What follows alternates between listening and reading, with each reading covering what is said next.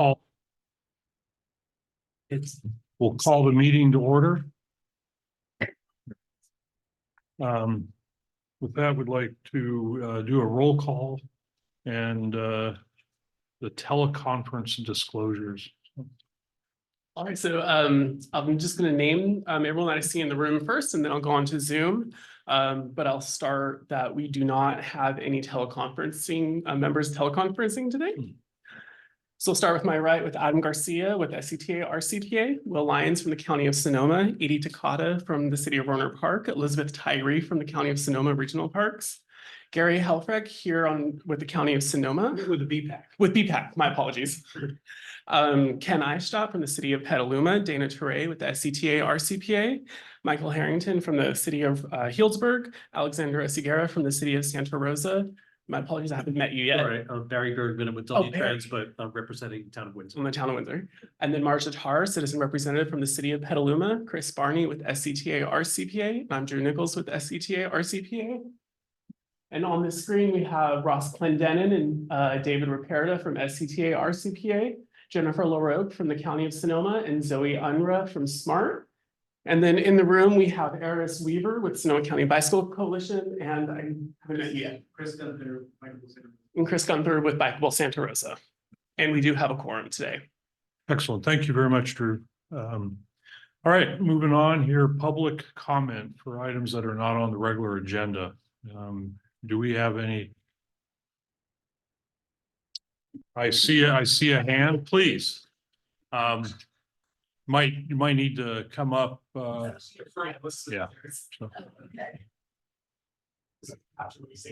Oh, okay. Not that my booming voice can't carry all the way across.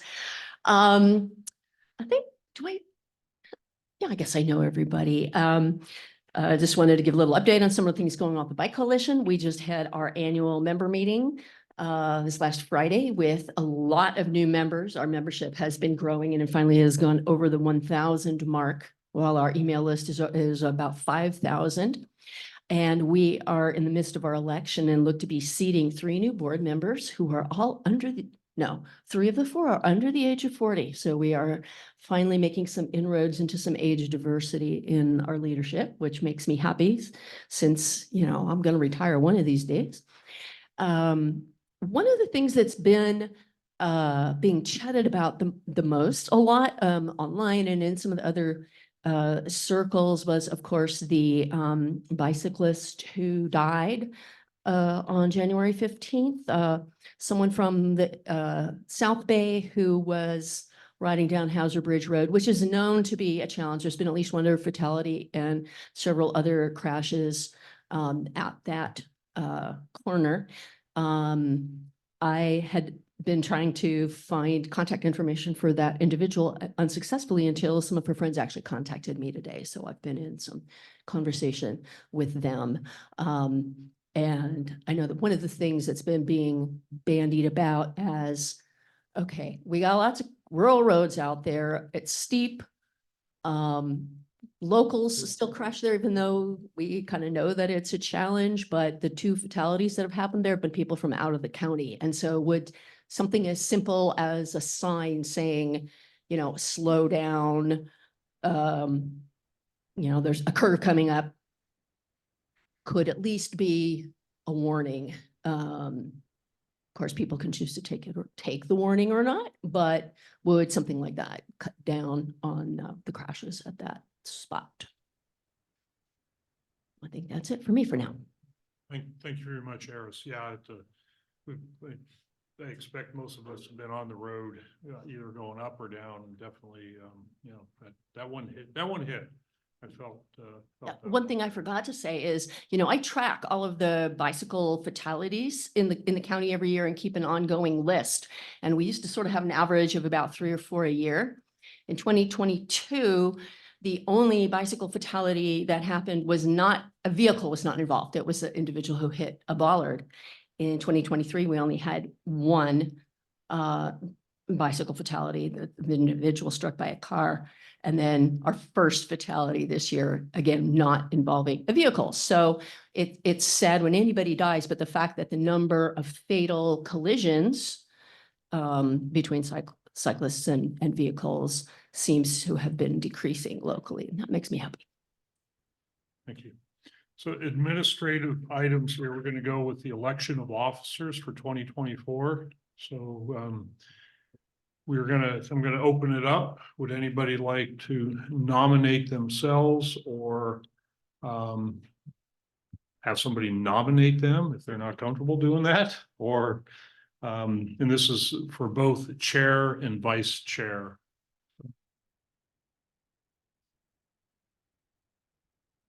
Okay, so we're gonna go in. I'm gonna offer this to Edie, and I'm gonna ask, would you like to be chair or vice chair? I cannot reliably be chair. Okay, There's not that many meetings in the year. And I can fill in as, be vice chair, so I can fill in for the chair when needed. okay, thank you very much. So I think we're inching towards culmination, and we have my understanding through Drew is that JP Harris, who unfortunately could not be here, and you got to trust us on this, right, Drew? He is offered to be chair.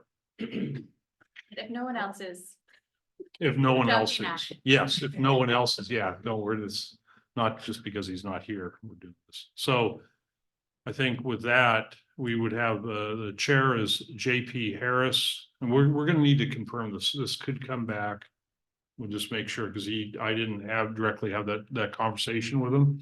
And then Edie, you'd be vice chair. So we'll go with that, and we will take a vote on it. And I will confirm with JP that he's comfortable with that, just to make sure we close the full loop on that. So, okay. So what I'll need for record purposes is the formal nomination and a second. Okay, I can't. Yeah, you made a nomination. Yeah. Okay, so I'm gonna make the nomination for as chair, JP Harris, and as vice chair, Edie.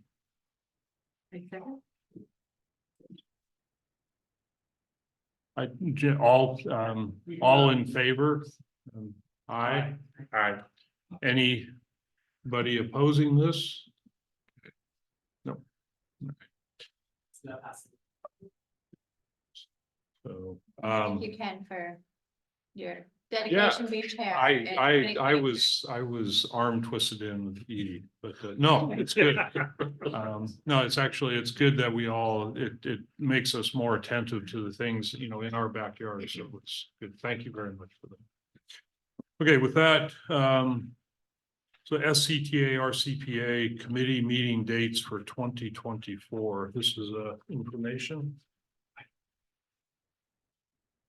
Yes, this is just the information item with all of the committees that are under SCTA and RCPA for 2024, including this committee, which is every other month on the fourth Tuesday of the month.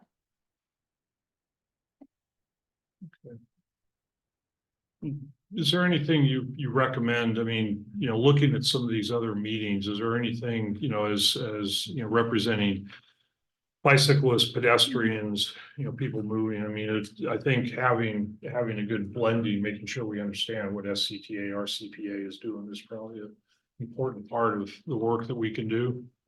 Yeah, absolutely. And there are a number of things that go to the technical advisory committee, but whenever it is something that's really specifically about bicycle and pedestrian,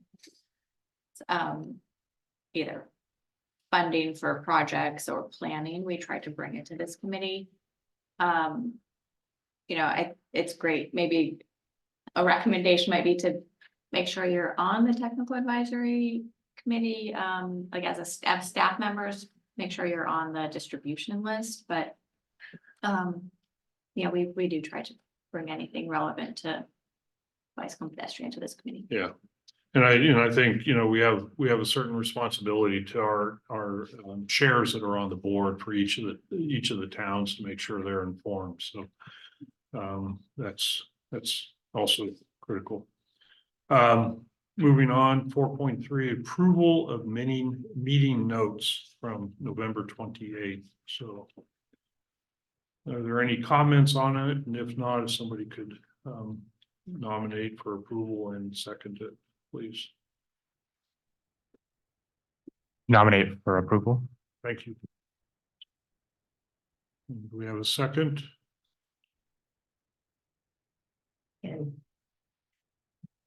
I think it has to be no. She's actually a voting member. Full member. You're a full member. Great, I second it. Your day is complete. With that, all in favor, aye? Nays? I have to abstain. Abstain. Okay. And you're representing Steve. Bicycle pedestrian. Oh. Advisory Committee. Okay, good. Good to finally meet you, Gary. Sure. How many years? A long time. Hundreds. A long time. Hundreds. All right, with that, we got the Countywide Active Transportation Plan, update on status, project prioritization, vision, and goals discussion. So. All right, hold on just a moment. Quick housekeeping, when you speak, can you speak a little closer to the mics, just so we can hear a bit clearer, please? Thanks, Drew. And thank you, Mr. Chair. So we have several updates regarding the Countywide Active Transportation Plan. And I have joining us today, Taylor McAdam with Farron Piers, who's going to kick off a presentation to talk through the various topics that are included in your staff report here. Great. Can everyone hear me? Yes. Yes. Awesome. Okay, I'm going to share my screen here. All right. So as Dana mentioned, I'm going to give a kind of progress update. Then Dana is going to share a little bit about our revised vision and goals. I will talk through kind of our draft project types and hopefully get some input there, and then also our draft prioritization criteria.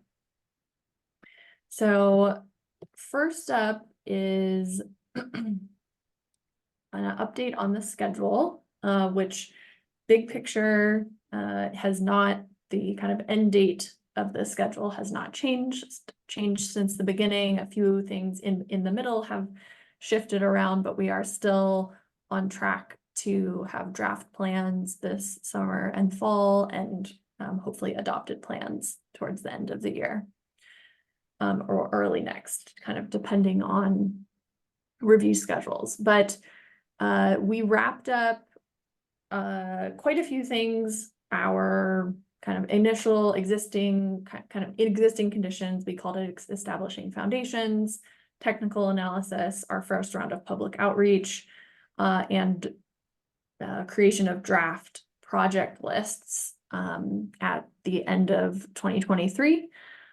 We've just sent those draft project lists for review with each of our kind of local jurisdiction staff. And we are now starting conversations about implementation, which includes the prioritization step, kind of funding our cost estimates, then funding conversations. And we are looking to roll those out with local jurisdiction staff. You're actually the first committee where we're talking about the project prioritization criteria. And then we'll start our second round of engagement, public engagement, kind of late February all the way through May, depending on what opportunities there are to plug into other events around the county. One other thing to note is in a few cases, you kind of see this earlier bar of activity. And as a reminder, Katati's plan was and continues to be on an accelerated schedule. That's one that we have extended a little bit with the goal of having an adopted plan in April. So that is moving at a slightly different schedule than the rest of the work. just to talk a little bit more about what we've done so far and what we've heard. So on the public engagement side of things, we were very busy in the fall.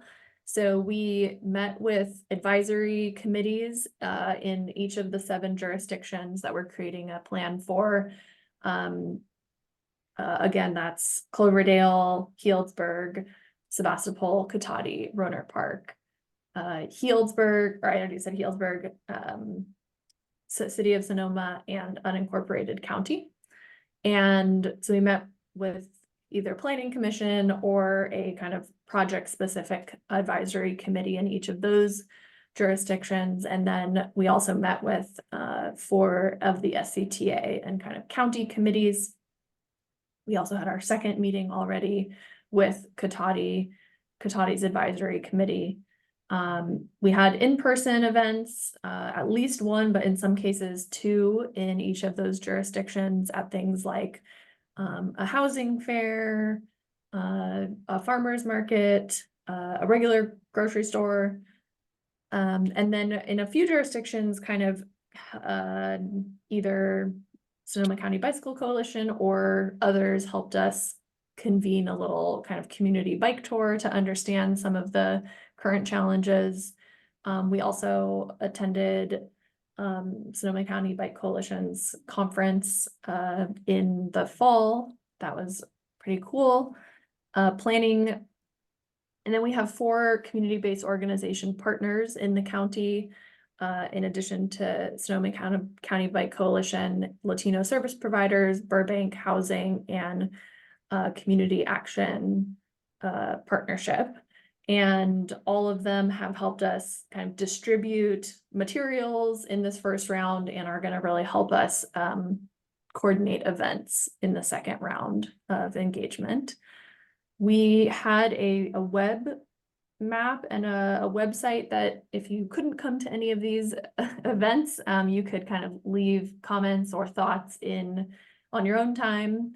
And we received about 1,200 comments on the web map, and with really good coverage all over the county in kind of populated areas. So was really happy about that. And then we also had a survey, a pretty short survey, kind of trying to understand a little bit more of the policies or programs, like non-spatial ideas about how to improve walking, biking, and rolling. And we got 500 responses on that. And then on the technical side, we had in-person workshops with staff in all of these jurisdictions, a couple hours each, really digging into the details of projects, both pedestrian, bicycle projects, and other modes that use these facilities. And then 2 visits to this group, and this is here we are again. So that is the update on what we've been up to so far. I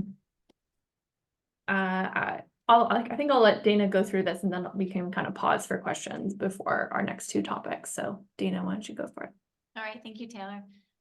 So we have taken a draft vision statement and goals to this committee at least twice, maybe a few times by now, but we've also received feedback from the jurisdiction level committees, as well as some other groups on the vision and goals statements. And so, you know, we received some made some tweaks along the way and brought it back to this committee. And, you know, the more recent feedback that we've received was really to strengthen some of the language, especially in the vision statement. So you can see in your agenda packet in the staff report, there's kind of exactly the words that were changed, but I'll just go ahead and read off the revised vision statement, and would love to get any additional feedback from this group. So the vision statement is: our guiding principles are to improve safety, connectivity, equity, and quality of life. Walking, biking, and rolling shall be safe and appealing modes for people of all ages and abilities to use for everyday transportation and recreation by ensuring a continuous and interconnected active transportation network, linking daily activities and housing, and supported by programs and policies that prioritize walking, biking, and rolling. So those were like kind of some small, but, you know, small tweaks, but really trying to kind of strengthen some of the wording. We had, you know, previously said support walking, biking, and rolling, and now we're shifting that to prioritize walking, biking, and rolling. So some minor things, but they kind of change the meaning a little bit. And then in terms of the goals,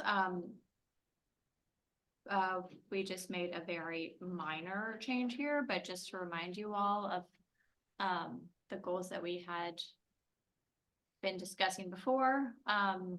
We've taken some of the goals from our comprehensive transportation plan and then define them as it relates more to the countywide active transportation plan.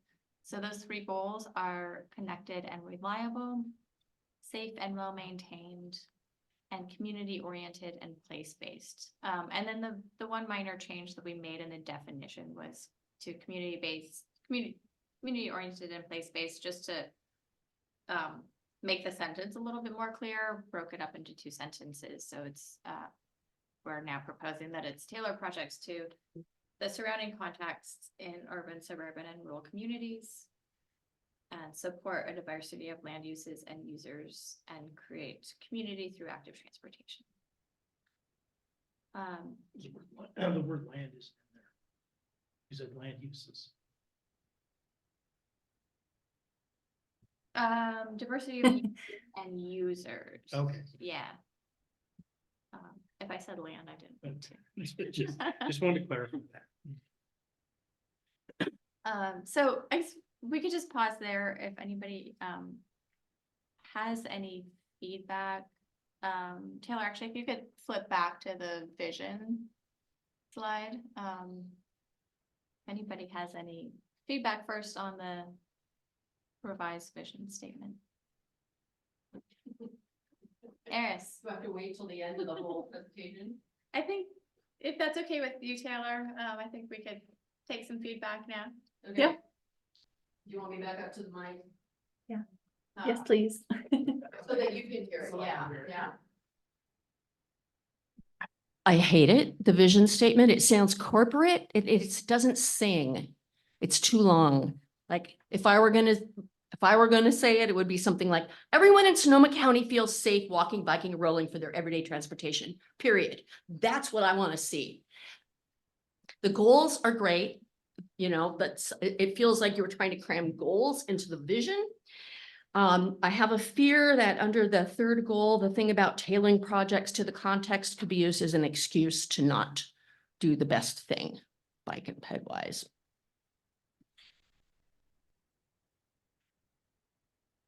Okay. Thank you, Eris.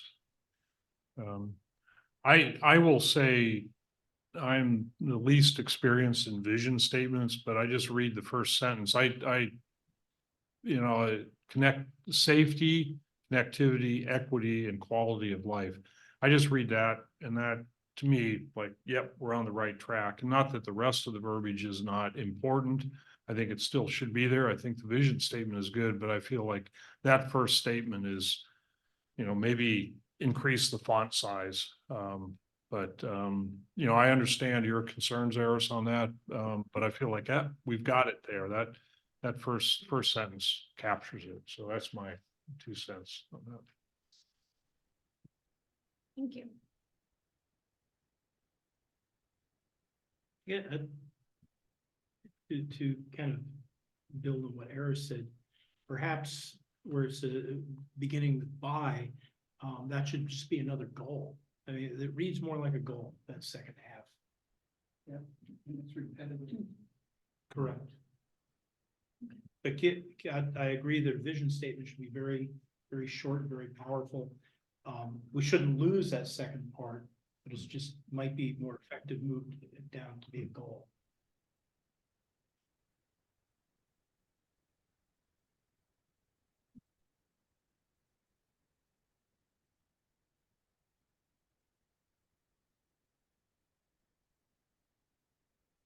Any other feedback before we move on? I have one point. I just want to make sure recreation is included in the discussion, not just transportation, but recreation. So retain that. Can't hear you.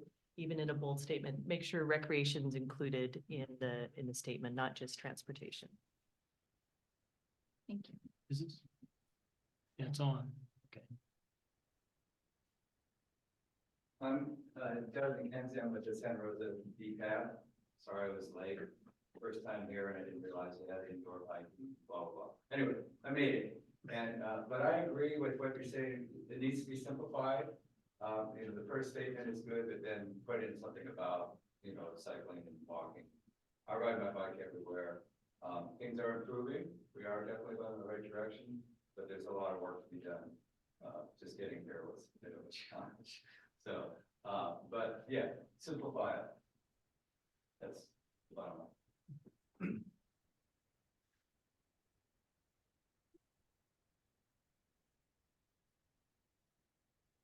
All right. Thank you. Taylor, if you want to continue on. Sure. Yeah, that was great feedback. So the next thing we wanted to bring to this group is how we kind of a discussion on how we will describe projects or project types in this plan.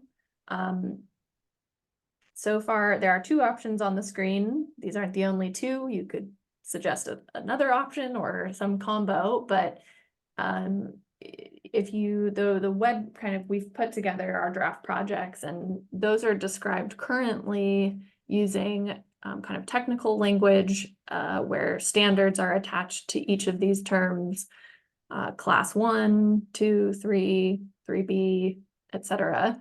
As well as we have pedestrian projects, which are really, there are two types. There are sidewalk gap projects that fill sidewalk gaps, and then there are spot treatments, usually at crossing locations. And then we have a project type that is for further study, but we'll usually in that case make a recommendation for one or two types of facilities, but further study is needed to determine which type. So that's one way to describe project types. We also, in our first draft of Katati's ATP, switched to using more descriptive language so that it is more understandable, potentially to the general public, but things like multi-use path, which equates to class 1, you know, bike lane, class 2, bike boulevard, class 3 generally, separated bikeway, traffic calming, which is one type of pedestrian project, but again, we would actually probably break this out further into sidewalk and spot treatment projects and then corridor study. So yeah, it's just we kind of were looking for feedback on which project types or description, what naming conventions you would like to see in this plan. And I guess one thing to bring up is just that the class definitions do have standards attached to them, and somewhere in this plan we could do it in an appendix, like a technical appendix, if there was worry that there wouldn't have this, the standards wouldn't be attached. If we used the more descriptive language, we could still make sure that in the plan those connections were made somewhere. So yeah, interested in any thoughts you have.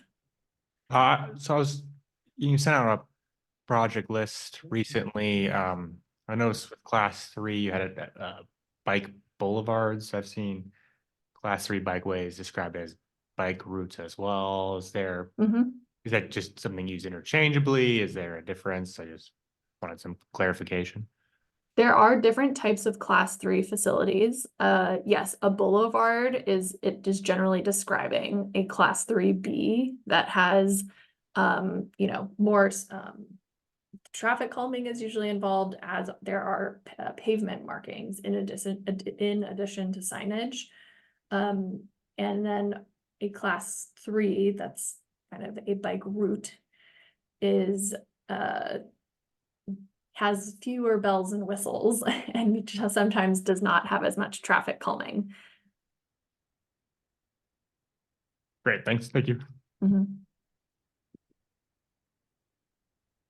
I guess just what is the, and it's gonna sound a little strange, the kind of the primary target audience for the maps? Is it for decision makers? And if that's the case, then the technical language is probably best with a description to help the public understand what they are.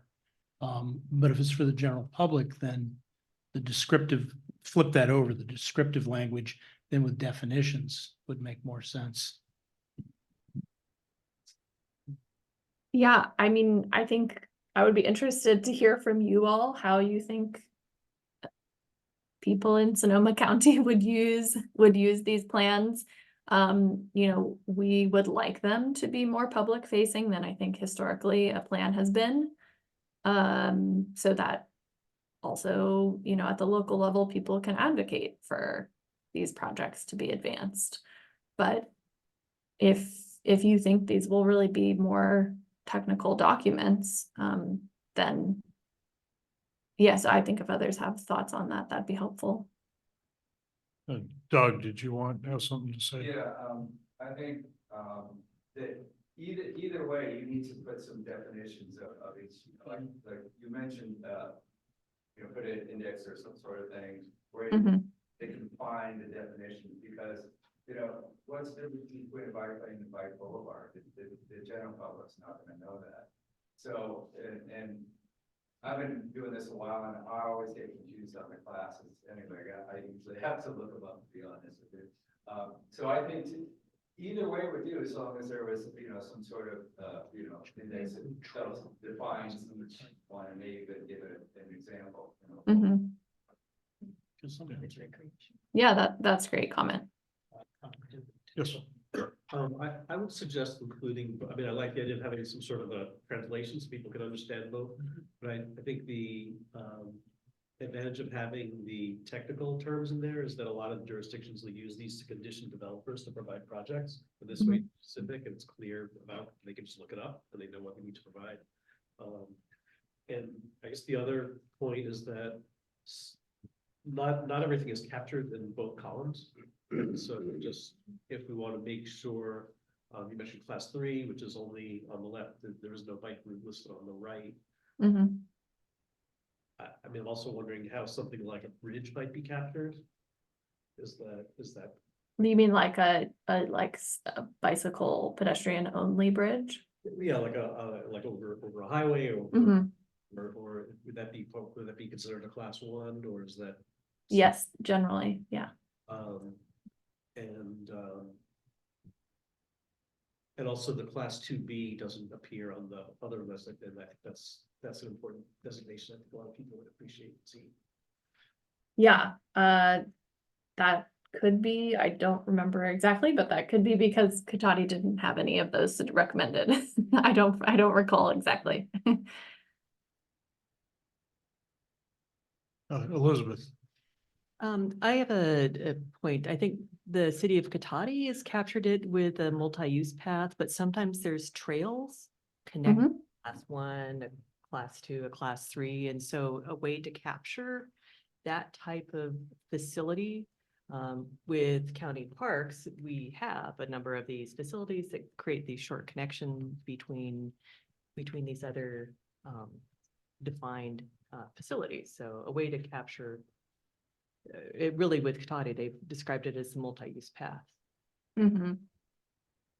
Okay, yeah. Marja?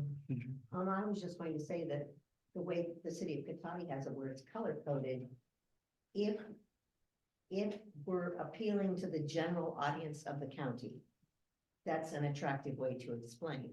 If we are applying for grants, I would think we would need the technical. Which you could solve if you had an appendix which defined the technical. So it kind of depends on who you're looking for audience wise. However, it would be nice if all of the jurisdiction would do it the same way.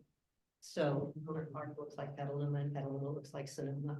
It would make it life a lot easier for all of our bikers and pedestrians. Yeah, yeah, I mean, at least with the 7 plans that we will prepare, they will be consistent and the colors will be consistent. And so in the countywide plan also, that will be consistent.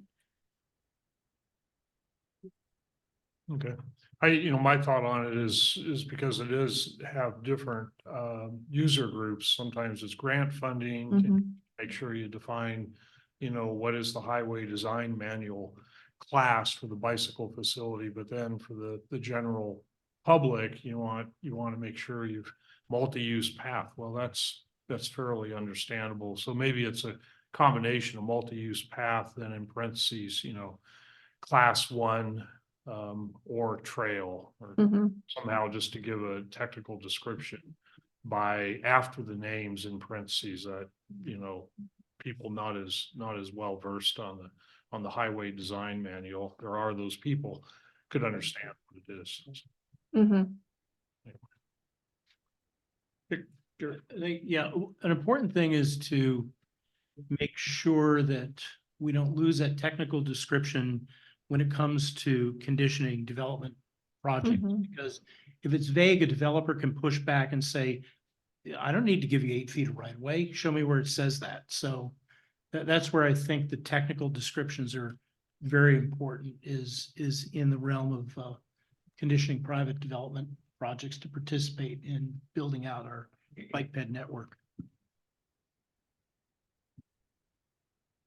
Good, Adam. Yeah, just a few thoughts.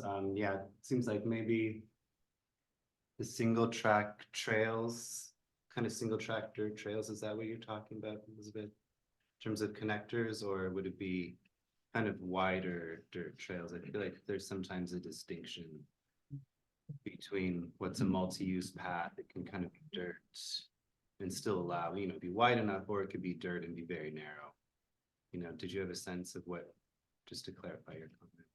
But it's really the types of trails, what I see that makes the connections between these other systems, not something that, say is within a remote,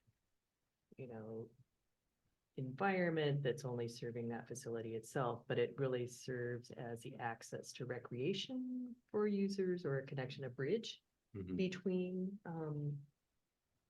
what's considered transportation between facilities. Okay. Mhm. Not a formal definition as far as,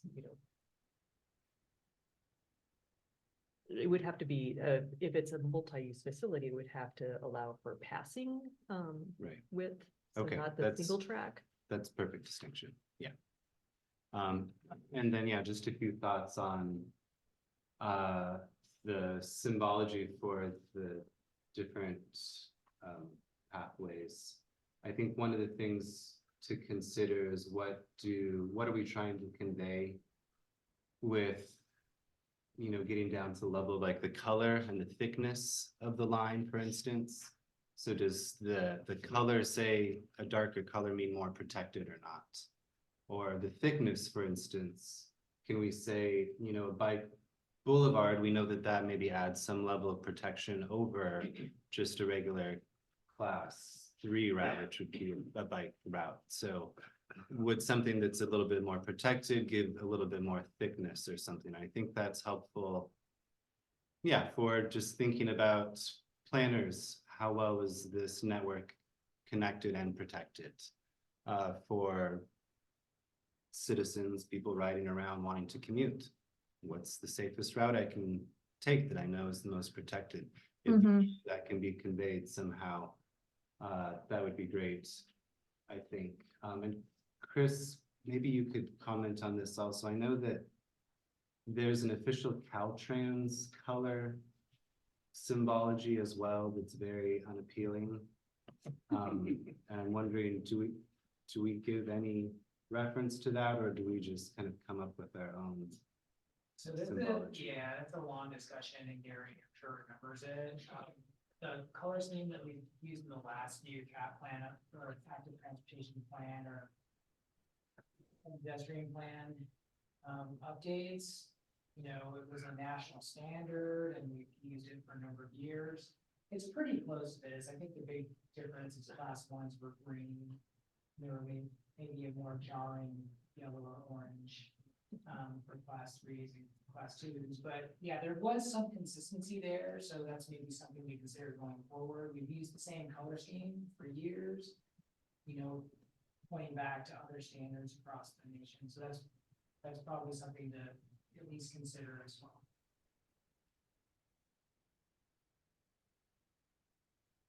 Harris, Okay.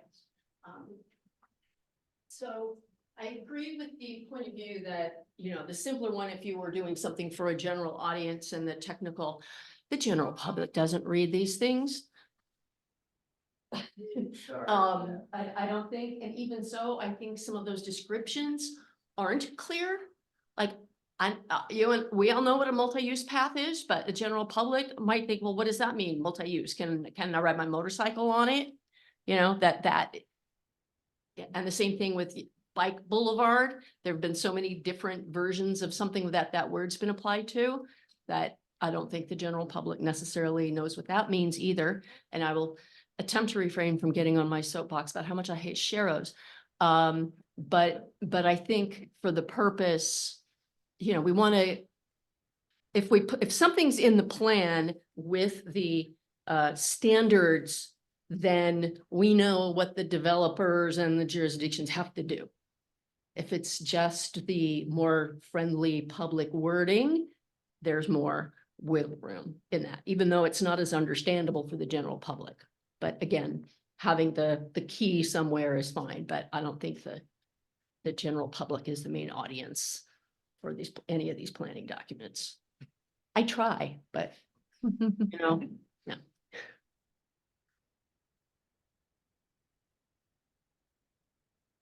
I'll just add quickly that I think that, you know, we could definitely add some visuals to either the technical term or the descriptive that, you know, really gives examples of some of these and that would help the general public to understand what the technical term is.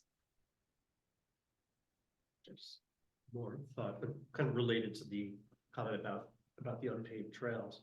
And there are certain trails, for example, along creeks that can't be paved for environmental reasons. And so we wouldn't want to display it as class one, because it doesn't meet class one standards. So some alternative differentiation to indicate that it is part of the network. It's just not class one.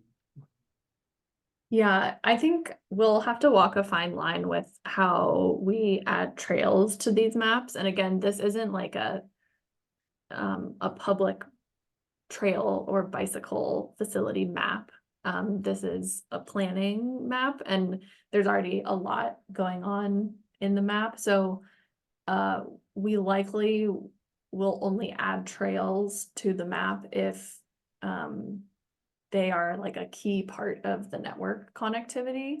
So like once we hit a regional park, for example, we're not going to show all the trails within the regional park as part of this legend, just because we want to focus on kind of the core network that we want to be building out. So understood that some trails are really key to the network, and we'll make sure those are included within jurisdictions, but more like regional park facilities or other trails of that sort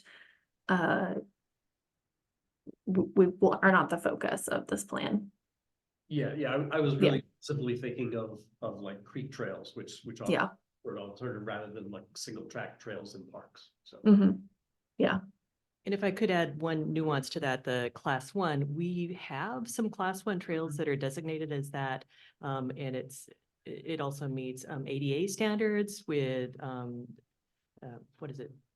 Smooth and slip resistant surfacing or compacted, or like out at the Laguna trails, if you're familiar with that, that has a binder in it. So it's not going to create deep holes, but they still meet the class one standard. And it's not necessarily a paved trail. Okay, great. Yeah, this is really helpful feedback. So we will see if we can kind of find a good solution moving forward. So then the last thing we wanted to share today was prioritization criteria. This is in draft form, and prioritizing the projects in this plan is new for most Sonoma County jurisdictions. The last bicycle pedestrian plan did not include prioritization, but we think this is pretty critical to having a plan that is more implementation focused. If everything is the same priority, then nothing is really that important. So what's in blue are the criteria that we are currently considering. With equal weighting kind of suggested for each of these criteria at this point. So the first one is safety. And that would be a project that is on the Vision Zero high injury network or priority in a local road safety plan. Many jurisdictions recently completed those, or is another locally identified safety priority. For the LRSP and other local priorities to be included in our evaluation, they would need to be something that is already kind of spatially mapped. The second criteria is equity, and there are many definitions of equity at the federal, state, and regional levels. There is overlap, but many of them also sort of highlight different populations or portions of the county, and they all connect to different funding grant opportunities. So they are all valuable.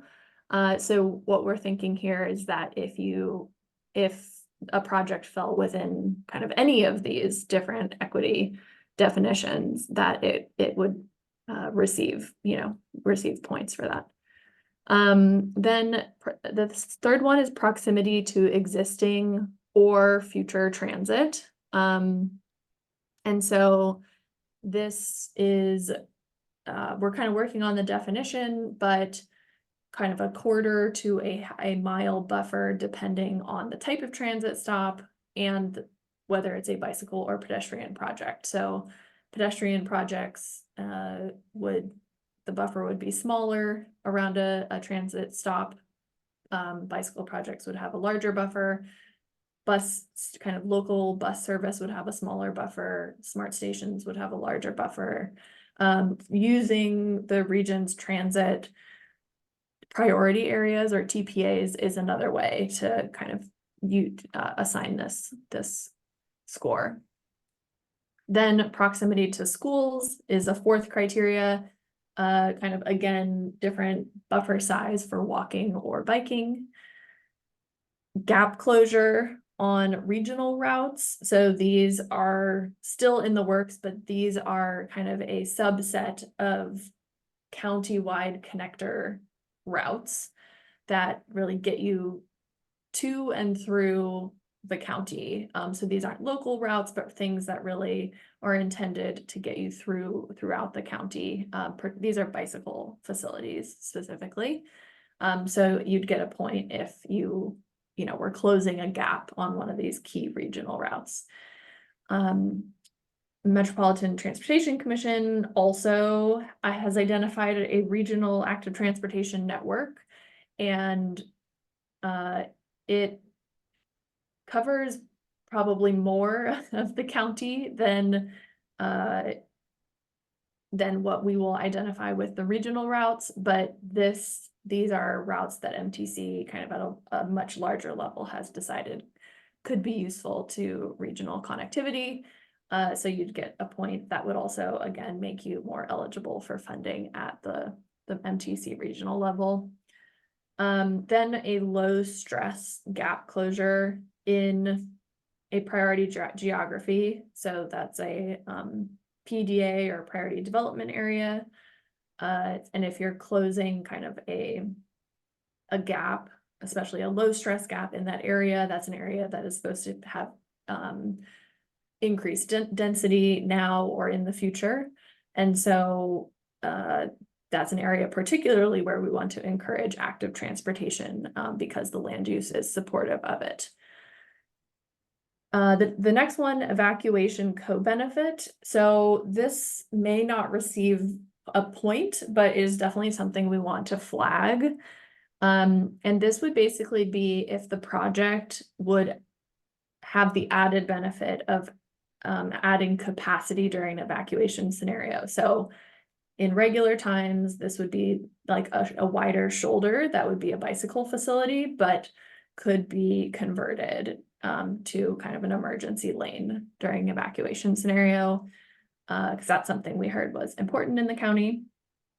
And then public or local priority. So this is not going to be part of the base score, but would be something if we heard particularly strong support for a project from community members, this is something that could get like an extra point. And the reason we don't want it to be part of the base score is that we know we're not going to have like a representative survey or sample of the community, even though we're doing tons of outreach.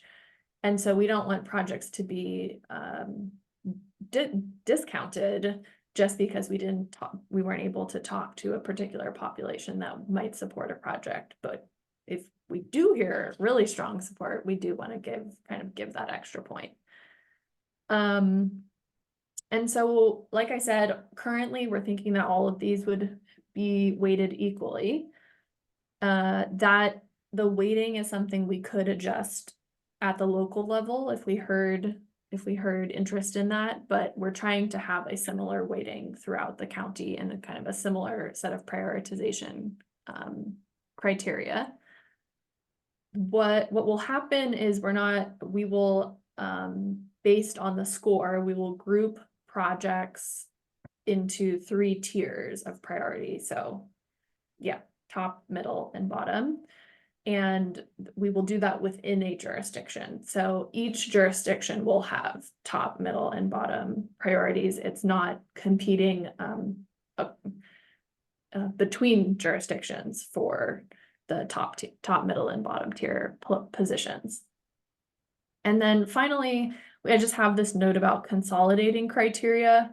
So we're like really just starting this process and exploring this data. And so if there are significant overlaps between any of these criteria, we don't want to just assign 2 points automatically if 2 of them seem to be giving us the same sort of geographic information. So it is possible I could combine criteria. I think the low stress gap closure in a PDA might end up being very similar to proximity to existing and future transit, for example. It might not be, we might have 2 separate things, but just wanted to flag that. So that's our current thoughts, and would definitely love to hear your thoughts here. Okay, I'll just start. My thought is, let's try it. I'm a little bit more inclined to emphasize safety. I'm a little bit more inclined to emphasize, the ability to get it funding, but I think maybe we could go through a trial run and doesn't necessarily need to be all the projects, but maybe we do a subset and just see how it pans out. But I don't know if that's necessarily in your scope or something they would want to do. So that's all I have. Elizabeth. One thought on evacuation scenario, there may be overlap with safety. It's not the same way of determining safety as you've listed, but what jumped to my mind with the evacuation scenario, we talked about one of the Bodega Bay Trail sections as a tsunami evacuation route for people to get away from the coast quickly as a trail, just as an example, but to me, it clearly overlaps with safety. And in that situation, you're talking about vehicle evacuation, correct? Human evacuation from the coast in a tsunami, so it's them people being able to use the trail to get up above Puerto Bodego if there's a tsunami. Okay. I guess my question is, would they use the trail in a car or on a bike or foot? Bike or foot. Got it. Okay, so what we were thinking here was added vehicular evacuation capacity, which is definitely distinct from safety, but if a trail could also be used for on foot evacuation, that is also something to think about, yeah. Well, with that example, I go to another parks example for evacuation route during fire. For vehicles, we used fire roads to get people off of Hood Mountain, connecting the Pythian Road access point to the Los Alamos Road access using. Mhm. I think we'll just go around clockwise here. Mhm. He has comments, so. Just heading down.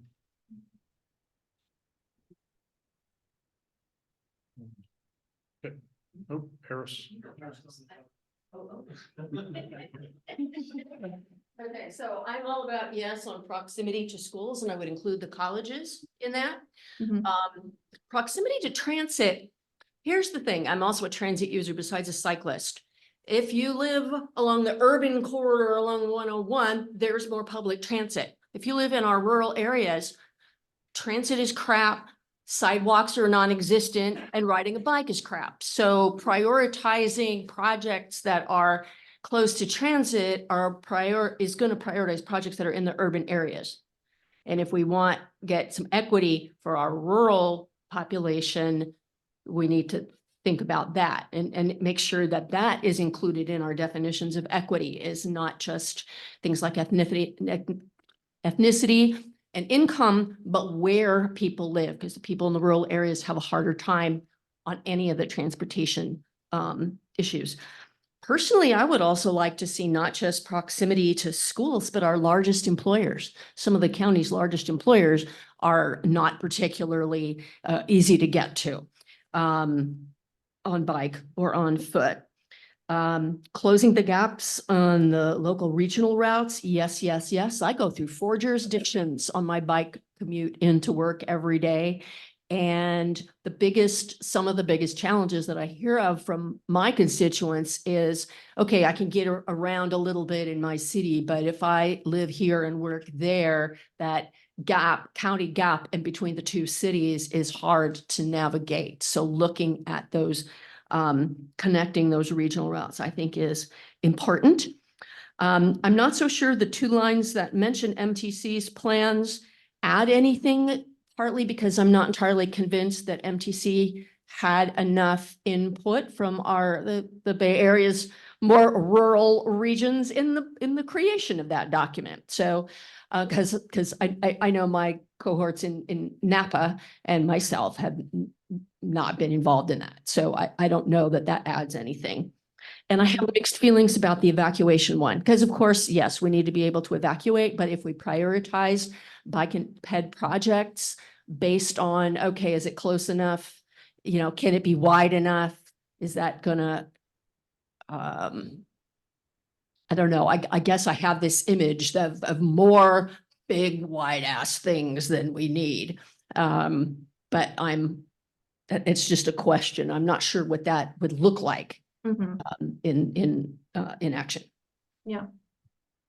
Thank you, Harris.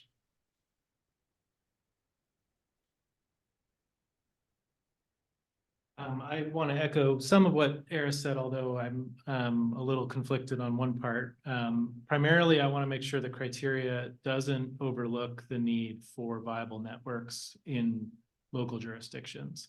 And I think there are a couple criteria that speak to that, but I think you might take a step back and end up with kind of a sporadic prioritization based on a scoring system. And if you were a regular person, you'd look at it and say, well, where's the network? And so I just want to emphasize the idea of building the viable network, in particular in dense areas, because that's where the highest potential is. We're picking off trips that people are taking in cars right now. I don't want us to spend hundreds of millions of dollars building pieces of the network and 10 years from now find that mode share or ridership isn't any higher than it is right now. So how do we make sure that the outcome of this, and maybe it's a little bit of sensitivity testing, like, okay, which projects get prioritized?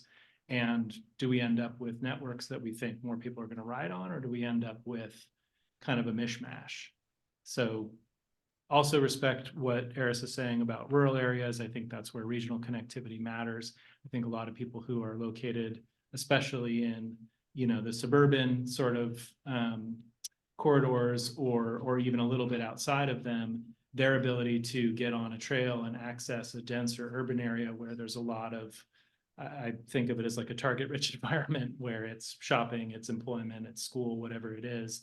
That connectivity is really important, but I also don't want to necessarily overweight really expensive long connections for recreational riders at the expense of everyday routes for people that live in denser areas. Thank you. Okay, yeah, didn't hear him. The closing the gap thing, that's a big deal to me, and I think that goes along with safety. Let me use an example from the recent PCAP meeting. They want, everybody knows about the Jennings crossing that's been in the works for 10 years or something, crossing smart. And you know, that would, you know, the gap closure, that's a good definition of it. Someone just said they couldn't hear you. If you don't mind, Okay. that'd be great. It was picking me up there, so I figured. Yeah. The gap closure on Jennings, people were stating, well, that puts people out on Guerneville and busier roads, and which is, you know, a safety issue. So closing the gaps and safety issue are related. And then I want to make a statement on the evacuation routes. We lived through the fires, you know, the ones that killed Coffee Park there. And I lived in that neighborhood, and I stayed and I sent my wife away to go to her mom's house, which is in Roseland, from Piner Peterson area. Okay, not very far. It took her 4 hours, and that's on streets.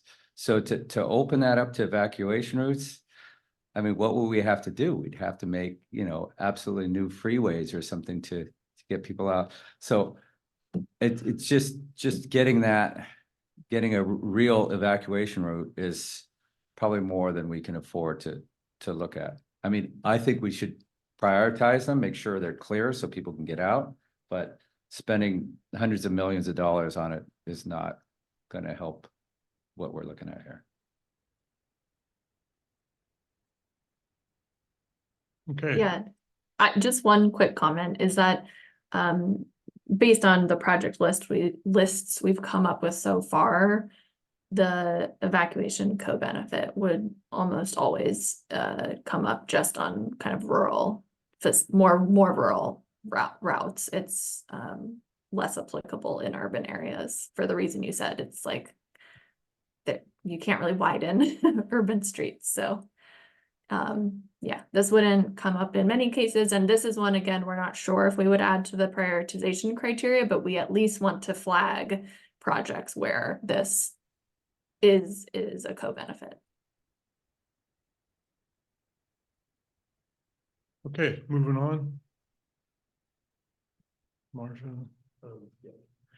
Let's see, a few things. So one, I guess I would say, I suggest being very careful about the definition of future transit.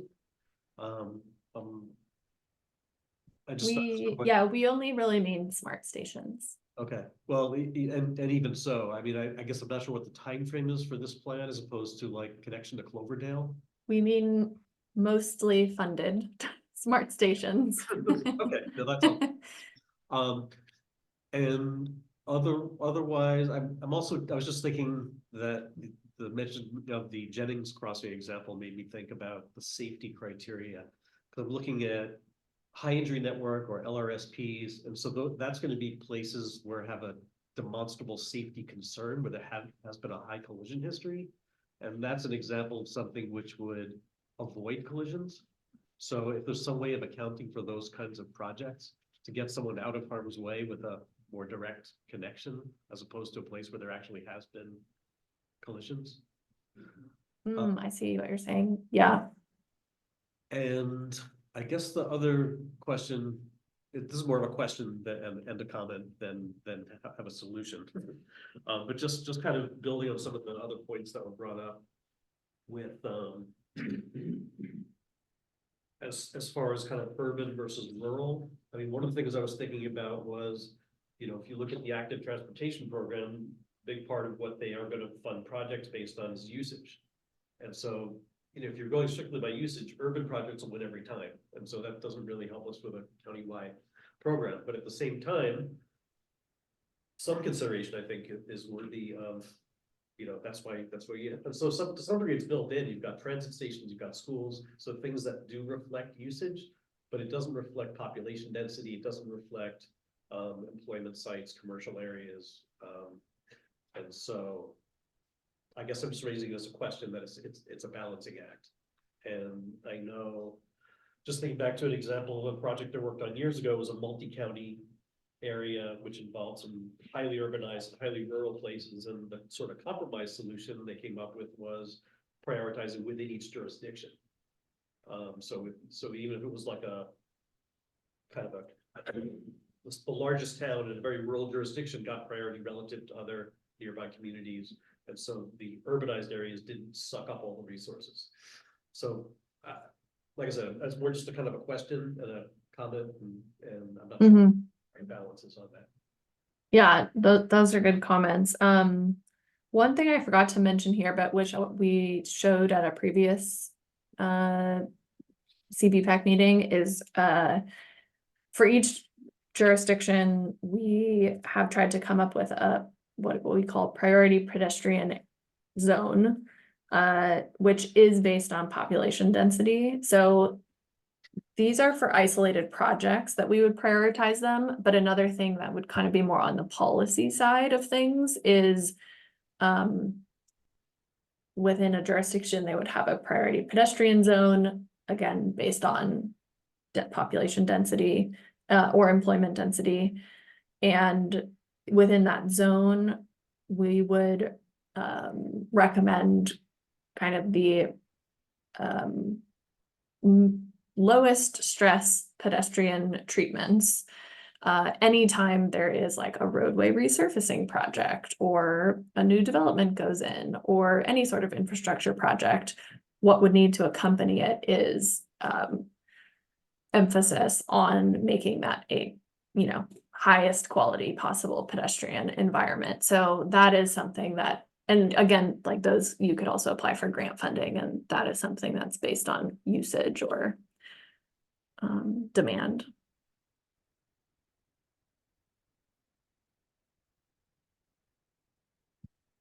I just had something to say because I think Eris brought up the MTC Regional AT Network.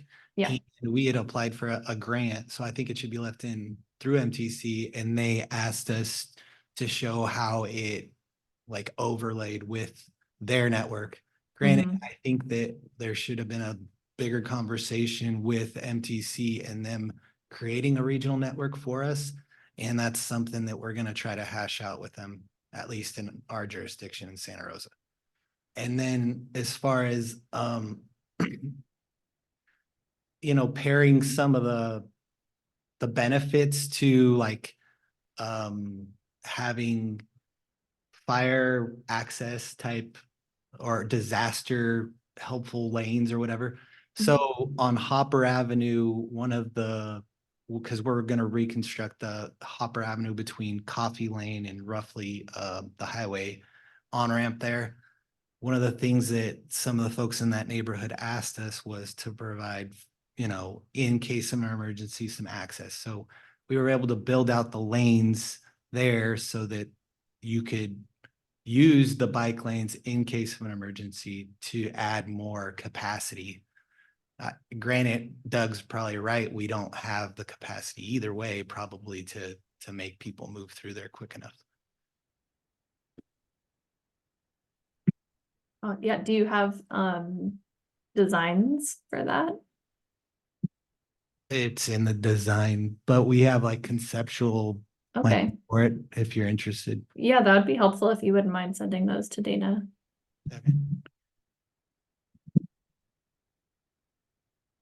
Okay, moving on. Is back to you, Dana. Just one quick thought.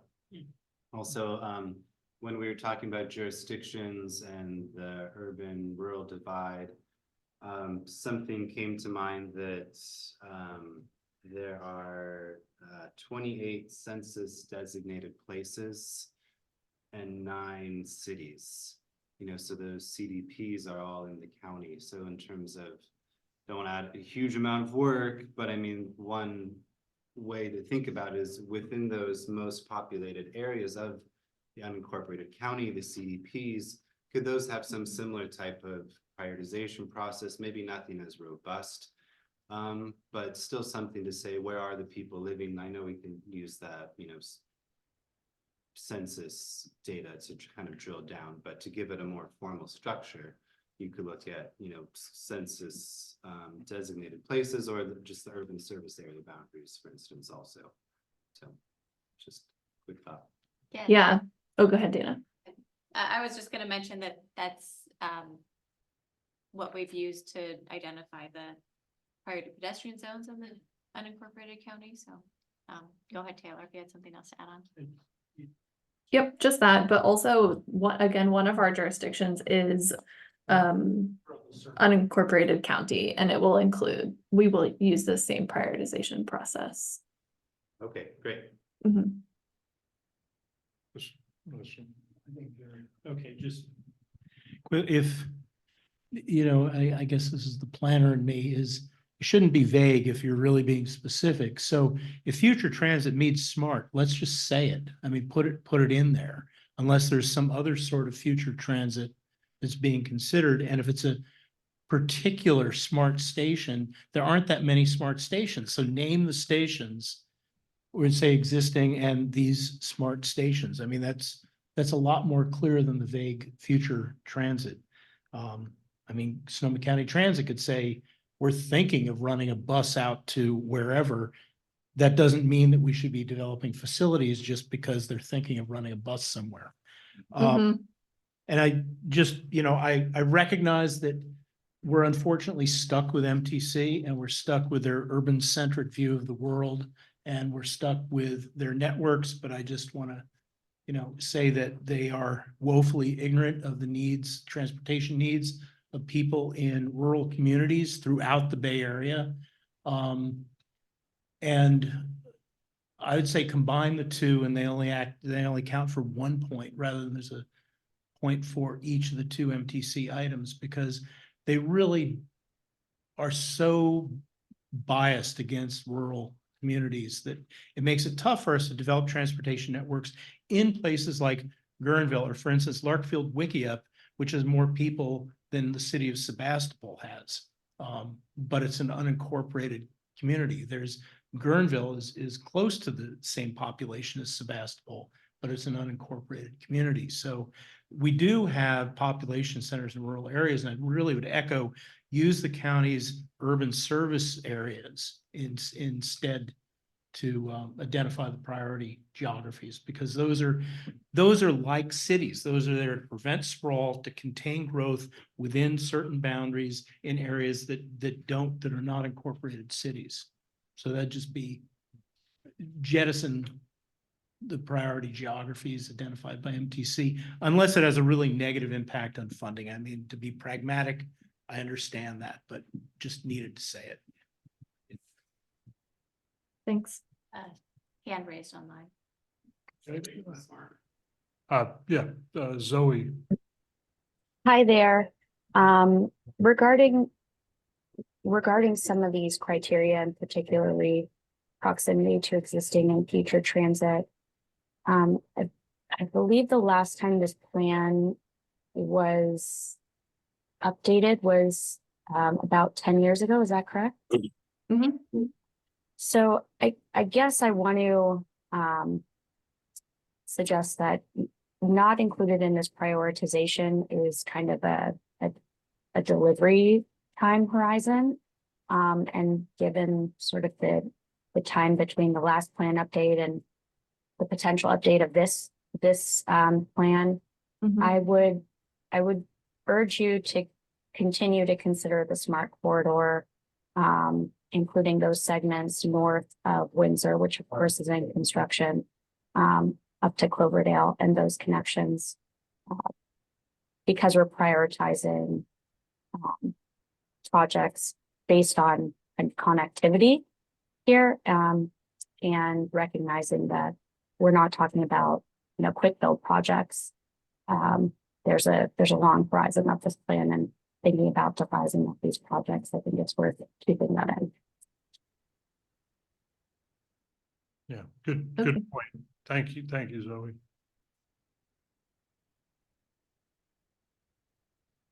Good.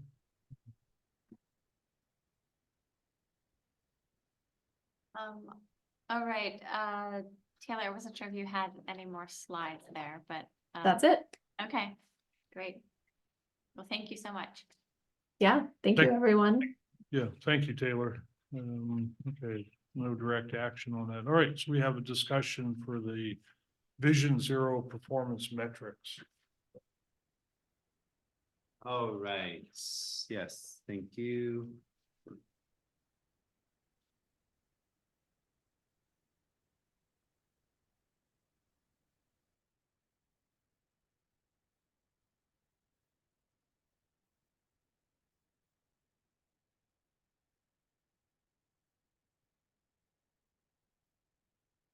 Okay, great. Good afternoon, everyone. Adam Garcia, data analyst with SCTA, RCPA. I'm excited to be bringing this presentation to you today. Part of this comes from an award SCTA was recently a recipient of for the Safe Streets and Roads for All grant for a number of other projects. One of them, though, that we're talking about today is really trying to build out our Vision Zero dashboard and the Vision Zero action plan, ultimately trying to say, how can we actually hold true to that action plan, hold ourselves accountable, know what's the progress we're making towards reaching these Vision Zero goals. So wanted to just talk a little bit briefly about the project award.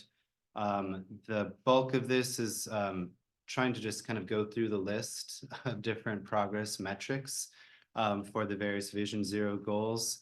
And ultimately, the reason why we're bringing this to you is to, ultimately say, is there anything that we're listing out that you personally track, that you're an authority of, that we could try to integrate into this performance metric system for the dashboard?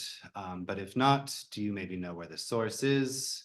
And then thirdly, no, I don't know where it is, but sounds great. And if you don't like it, then you can keep those thoughts to yourself or share them.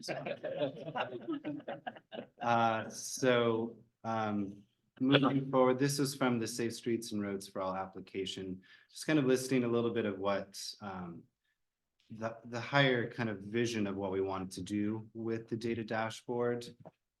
So thinking about, some of the health service provider data, near misses, for instance, I think also kind of are lumped into there as well. Regional data sources that can link up, with regional funding potentially. Citation data that's beyond just accidents, but kind of what could lead to near misses. And then I think what we're already doing right now, but just trying to make sure that we're keeping the Vision Zero data dashboard up to date and making any minor updates that are needed. So here's our Vision Zero goals: create safe speeds, eliminate impaired driving, create a culture of safety, build safe streets for all, make vehicles safer, and reduce private vehicle use, and improve data for effective decision making. So again, as I kind of go through this list, I'll just pause. If you have any thoughts, feel free to just jump in, let me know. Otherwise, I think the plan will be to set up meetings with each of the individual jurisdictions and kind of review the data performance metrics and see where we can collaborate and what's maybe needed on your end as well. So just to kind of see where we're looking at, this is the Sonoma County Vision Zero Action Plan. And somewhere towards the end of the report, we get into the kind of the goals and actions. And so within each action, you can see here's the first one that we're looking at, is kind of looking at the speeds along the high entry network, figuring out what the appropriate speed limits should be and setting up mitigation measures. So the progress metric then that we're really trying to find out is where within your city have speed mitigation measures been implemented along the high injury network. So that would be one example of the progress metric that we're looking at. So each metric has, right, the implementation notes, the key implementers, timeline, and the action. So they're not in isolation, but have a lot of information attached with it as well. So in going through, and you can see right here, this is a primary action is 1.1. So these will be, the primary actions are bolded. The supporting actions are just in regular font. So we've gone over that first one, the miles of roadway in the high injury network that have received speed mitigation measures.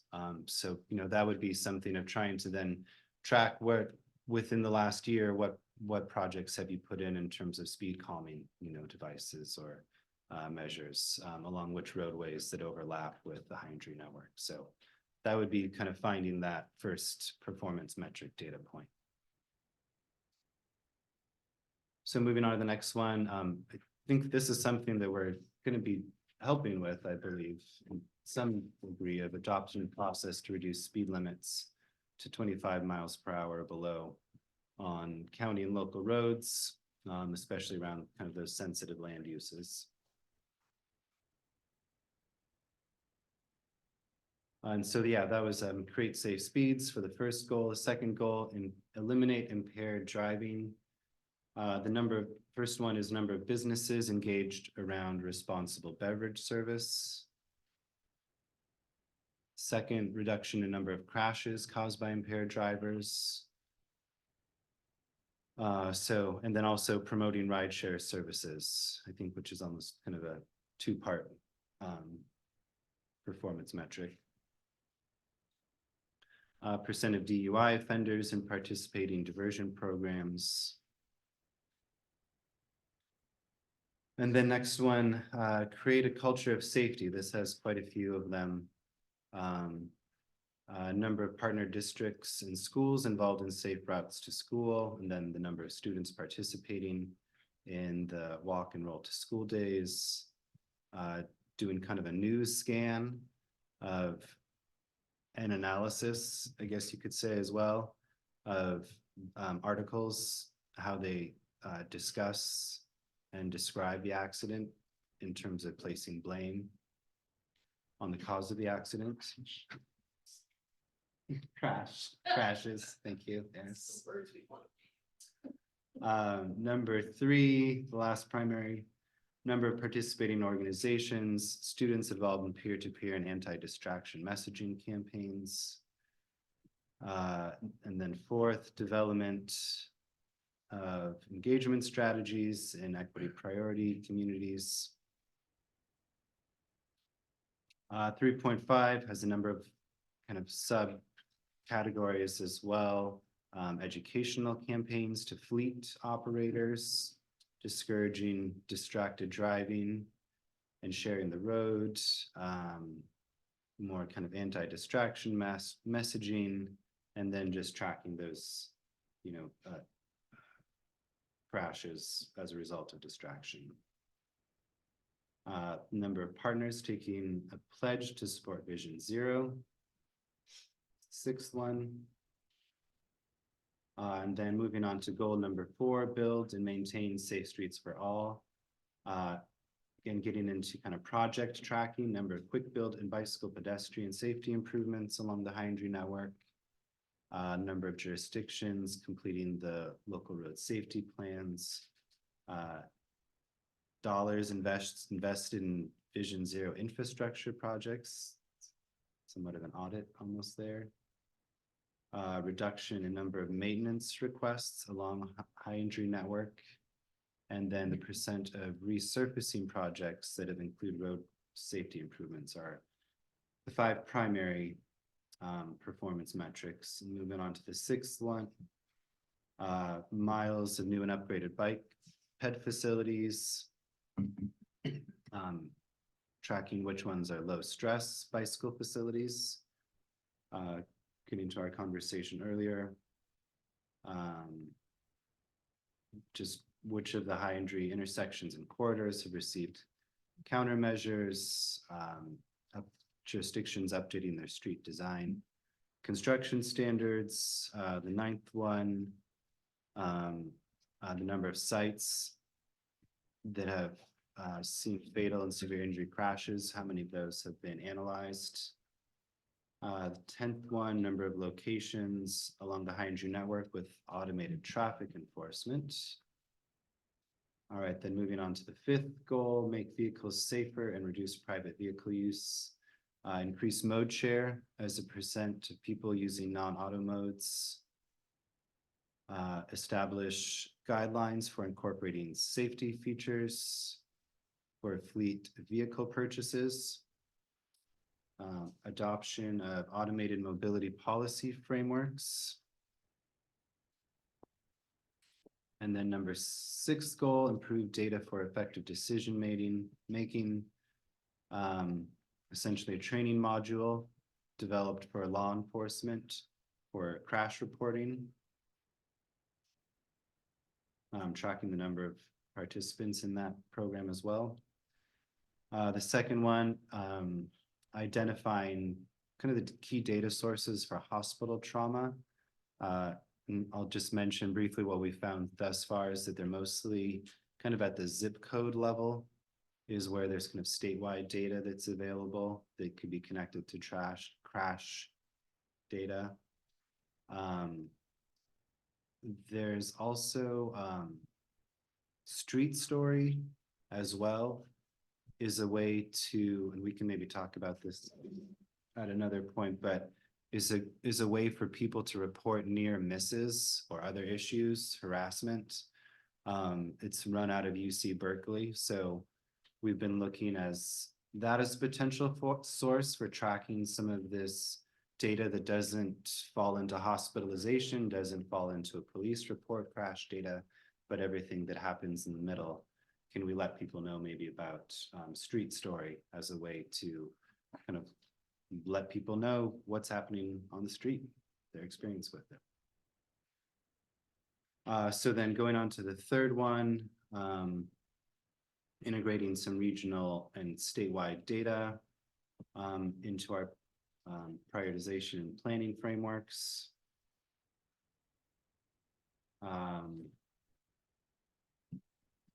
Looking at, again, some of those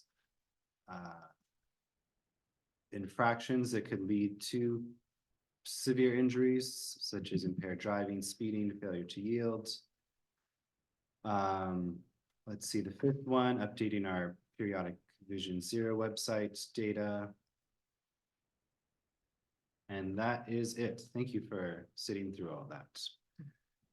So as I was mentioning, again, we don't have to go through each one, just recognizing that we'll be coming back around to each of the jurisdictions to have discussions about this. But just if there's anything off the top of your head that you've kind of seen that says like, oh, this is helpful, or yes, we have that data, or we don't have it, but here's where you could find it. I think you put your hand up first. I have a couple comments on it. One is, I think that speed limits are pretty reasonable. And we might want to focus on speed enforcement. I mean, as anybody who drives on the freeway nowadays, if you're going 70, you're in the way. You know, it's ridiculous. And then the streets, I live off Peterson Lane, people are frequently blowing the stop sign and going 35 and a 25. So we could have better enforcement and a 25, go 25. And that sort of thing. And then the other thing, I don't understand that make vehicles safer. We can't do that. Do you mean invest in safer vehicles for fleets? I don't understand what you mean. In this case, let's see, so we can look at these. So the 2nd point is looking at trying to encourage businesses to incorporate safety features in their vehicle fleet So purchases. that's what that's. Okay, Right, so that's kind of one of the points. I'll agree with that. Yeah. Well, my comment was going to be about speed limits, and I think that it'd be very useful to collect data on enforcement, because without enforcement, it's just a white piece of metal up there. Speed limits literally do zero. And an example that enforcement works is try speeding in Sebastopol. They've got it figured out. Everybody slows down when they enter Sebastopol because they have very aggressive enforcement of speed limits. So, but if there's some way we could collect the data of how often is law enforcement enforcing these limits, not only how many citations we get, more basic than that, collect some data on how much effort is being put out by law enforcement to even enforce the existing regulations. All of them. I mean, but speeding in particular, but failing to yield, failing to stop, running red lights. It just seems that enforcement is pretty lax in this county. And there's no point in going to the next step if there's no enforcement that's following up. It's a meaningless effort. And it'd be good if county roads updates their road standards, because the last time that was done was in 1978. That's the standard they're currently using for county roads. That's just a comment. Okay, thank you. Just a quick follow-up on enforcement. I think I'm trying to figure out what would be a benchmark to use to say this city is over enforcing, this city is under enforcing. If they were willing to share the information, just how many hours of peace officer staff time are they devoting to traffic enforcement? Just knowing that the human resource that they're willing to invest in it would be a good thing to know. Also, there's some law enforcement organizations that may feel that it's the CHP's job and not their job to do law enforcement on the roads. That would be good information to have. Just find out what's the policy of the local jurisdiction and find out how many hours they're devoting to traffic enforcement. Great, thank you for the clarification.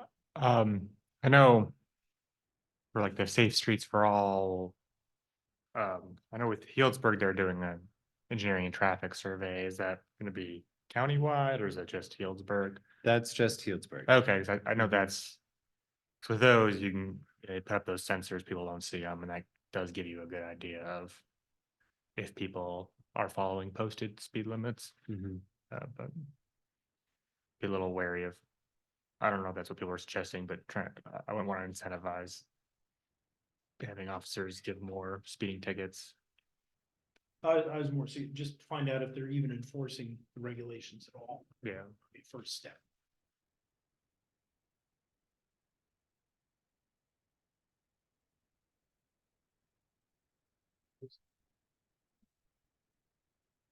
I agree with everything you just said about enforcement. However, I do want to make a pitch for the significant proportion of people who look at the speed limit and follow it. And if they drive slower, the percentage of collisions, accidental, that cause serious bodily injury or death will go down. So I think that's a good goal, regardless of what's happening with enforcement. I also want to obviously make a pitch for automated enforcement, which is going to be easier in the future in California because of the state law that just passed. And so that's an investment that our jurisdictions can make to potentially help address that. I have another quick thought about reducing speed limits. If there's something that could be incorporated about designing for slower speeds, because I would argue that one of the reasons people slow down when they get into Sebastopol is because there's narrower streets and a lot of traffic, right? So, maybe in addition to reducing speed limits, the design of the roads could be looked at for design for slower speeds. Eros?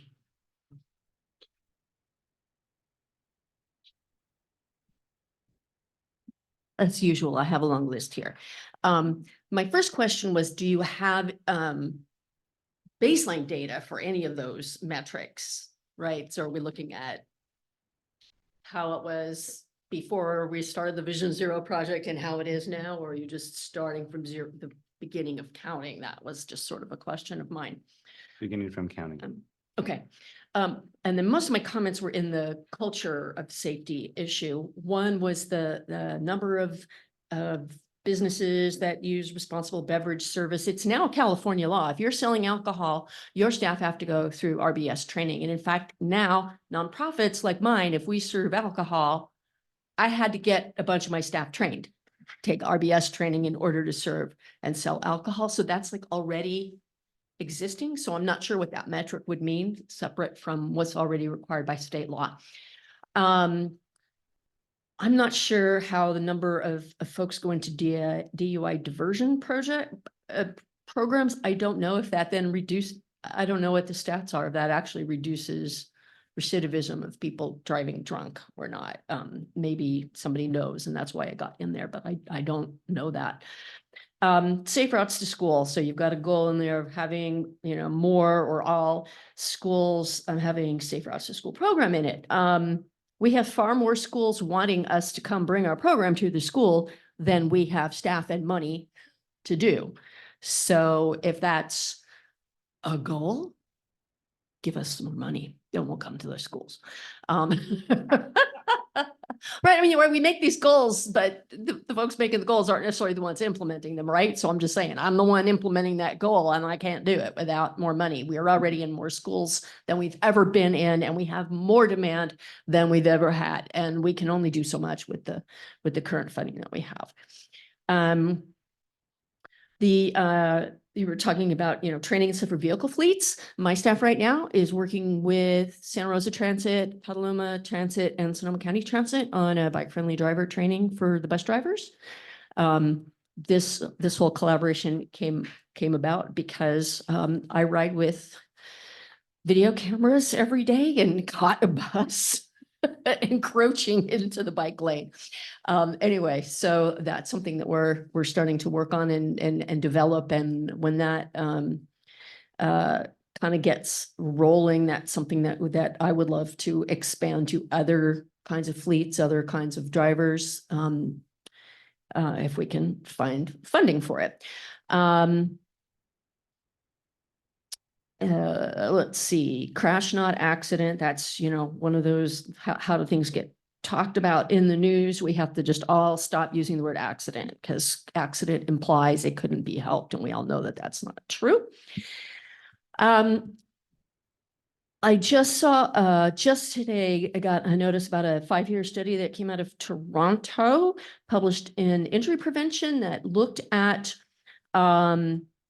the difference between law enforcement reports of traffic crashes involving pedestrians and cyclists, and ER and other hospital data on cyclist and pedestrian injuries. The numbers from the hospital data were 15 times the amount that came from the law enforcement data. 15 times it. It was like 2,000 in the law enforcement databases and 30,000 from the ERs. So getting that hospital, that healthcare data into the system is really important, because it's so they also found that law enforcement agencies underestimated the severity of injuries in the bike and pedestrian crashes in their data. So that's a really big piece to see what's going on. And you mentioned that, how do we count the near misses? Can, Street Story be a tool, but who is going to put it in there? I have a heck of a time even just getting my constituents to report things that happen. I know of so many crashes and incidents that have happened that no one called 911, no one went to the hospital, no one filed a police report. And so none of that stuff is captured. Some of them, like things that happened at this, I know of 2 hit and runs on Highway 1 out here at the coast that never got reported at this almost the exact same place, but there's nothing to do with that information. For a long time, the Bike Coalition had a thing up on our website where cyclists could report harassment and crashes and near misses and all that kind of stuff. But then we stopped doing it because there was nothing we could do with the information. Law enforcement didn't want it or wouldn't do anything with it. So, and I don't know how you would get it collected in a reasonable way, right? Because it would require somebody saying, oh, okay, I got hit on the street. I'm going to go into this street story thing and put it in there. But if folks aren't even willing to dial 911, which pretty much everybody knows how to do, I don't know how we would get enough people to put that stuff in there. It's something we need, that we all know anecdotally, folks who ride know where those difficult places are, but to get people to actually report it is a challenge. Thank you. So can I talk a little bit about Street Story? Just because you brought it up, and I know it'd be nice if people added to that as much as possible. And they might not be willing to, but I know I have a feeling it's state funded because they brought it up in the active transportation programming grant meeting today that I was in. I was in a meeting it was a webinar, and it was all about quick builds and demonstration projects. And they brought up Street Story. And I think that they had something in funding that project. So hopefully it's a better way that we can eventually get the police department to accept that information as more legit, right? Things like that. Because I know there's big gap of reporting, and we need to figure out a way to remedy that issue. So.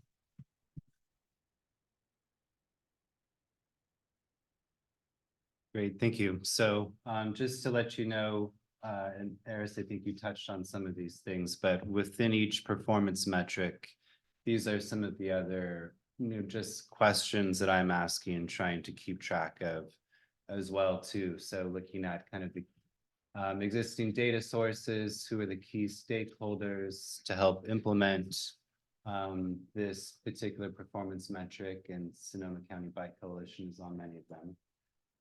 Is there funding needs? Would there be some program materials that would need to be created? Is there relevant legislation that's applicable?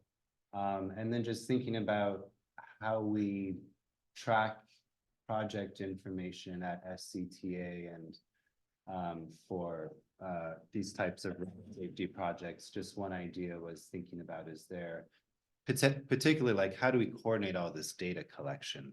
Is there a tool that we could use that people could upload, or I don't know, just thinking creatively how to address these. I don't know how many different metrics there are, many of them. So, I mean, go ahead. One thing that we're trying to do in our city is track the metrics through this program called CityWorks. So it does some of the smaller things like maintenance and maybe like LPI, like leading pedestrian interval, things like that. So we're trying to figure out a way to put a polygon over the high injury network and see what our resources are being put towards it, and then maybe up our resources as things progress and kind of get a baseline first. So great. That's just a program that could help tracking, but I don't know if everybody has the capability to do that. Just okay. Something we have here. Let's talk more. Yeah. Yeah, and then the last item was just thinking, is it a countywide or greater, data source that we could potentially draw from? How regularly is that updated, so on and so forth. So yeah, thank you for your great comments. It was very helpful. And yeah, as I said, we'll be back to talk with you all individually. So that concludes my presentation. Thank you very much, Adam. Good question. So is there active funding for keeping Vision Zero moving forward? Is there within SCTA? Yeah, so I think that's what the Safe Streets and Roads for All grant provided, was just infuse life into it to allow us to do some minor updates to the map, right now, at schools, at high injury network, to the data dashboard. Already, we're on the hook to do the annual updates.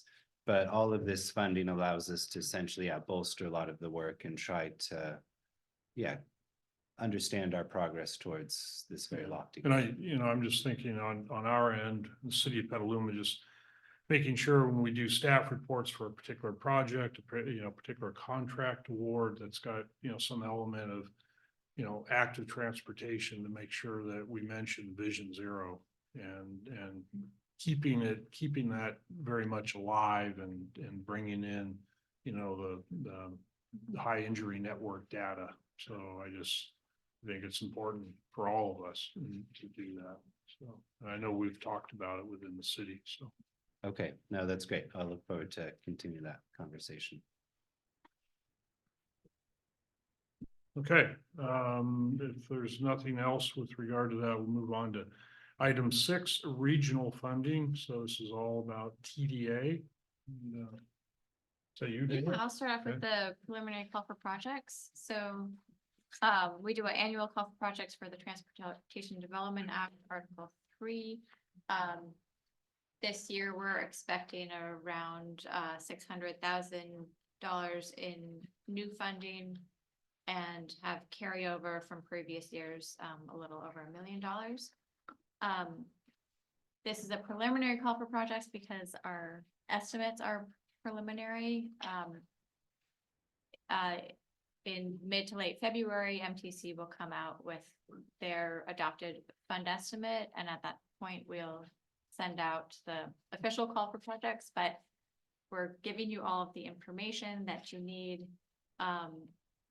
right now and estimates that are fairly close so that the jurisdictions can start planning for projects and taking it to their local advisory boards if they are planning to apply for the funding. So we divide the funding among all the jurisdictions based on their population, and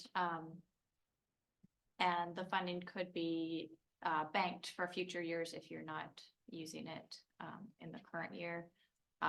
You are also able to borrow against your annual allocation for up to 2 years if you would like to advance funding to be able to make it worthwhile. So we're not actually asking for applications at this time, but we will be sending that out. There is a link to the application template down at the bottom. It links to SCTA's funding webpage where you can find the model resolution application. I would like to mention a couple things. There's some discussion at MTC about some modifications to the policy that won't happen until February, or won't be approved until February, but it should be on time for our official call for projects. But I just wanted to give you a heads up. One of the things that is under discussion is adding eligible project type to allow for capital purchases. So this was a request, actually, discussion that came from this committee that I passed on and to MTC, and some others counties may have as well. But particularly to purchase street sweeping vehicles for class 1 or class 4 facilities. So through TVA 3 funding. There's some other kind of minor process type policy changes that are going to be recommended, and they shouldn't have much of a change in terms of what our process is. But I just want to give you a heads up on that those upcoming changes, the way it will be incorporated into the final call for projects. So with that, I'll just see if anybody has any questions. The call For projects, it'll be after the MTC fund estimate is out, so we're thinking probably late February. And then you know, it will be a fairly tight turnaround after that, because we'll want to bring the countywide project list to this committee in March, so that we can get it to our board and to MTC by the end of May, so that funding is then available by July 1st. I'm sorry, we need to get it. Yeah, that's right, by the end of May, to MTC. So. I got a question. Did you say that you could add funding for like Yeah, so, you could basically borrow ahead. yeah, And Santa Rosa, looks like Santa Rosa may have done that this last year. A little less carryover, although that could have been. Anyways, for example, Santa Rosa gets, is their expected allocation for this coming year is 221,000. So you could basically add another 442,000, so you could double that, Yeah. and to borrow ahead 2 years if you wanted to apply for a larger base, and that is assuming that we stay within our countywide available funding. But we haven't had any issues going over that with applications, so we do keep that option open. Okay, no more questions, and we'll move on to bicycle pedestrian counters using the TDA funding. This is an action item. Yes, thank you, Chair. SCTA would like to request funding from the TDA Article 3 funds to purchase 8 automated bicycle and pedestrian counters in our bicycle and pedestrian field counting program. This has been a program that we've had around since 2014. And is something that I think is very valuable to be able to understand a baseline of either pedestrians or bicyclists or both as they're passing through different key points to help with a variety of different kind of data points that you might need to fill, like in staff reports, in general plan documents for funding, especially. And so the counters that we have right now, we have 2 types. One of the tube counters that are strictly for bicyclists. And then another set is infrared. They could count bicyclists or pedestrians, but essentially warm bodies kind of as they're passing through a point. And both of those kinds are reaching the end of their operational lifetime. So there's no recycling them or changing out the battery or anything like that. We just have to get all new ones. So the total for that is $27,000 that we're requesting for the TDA Article 3 funds. And I'll just add that we purchased the original equipment through TDA 3 funding. And, you know, a number of the jurisdictions have been very involved in using the equipment and for collecting data for, you know, for improvements or looking at grant applications, collecting various data. So, yeah, we're interested in continuing the loaner program.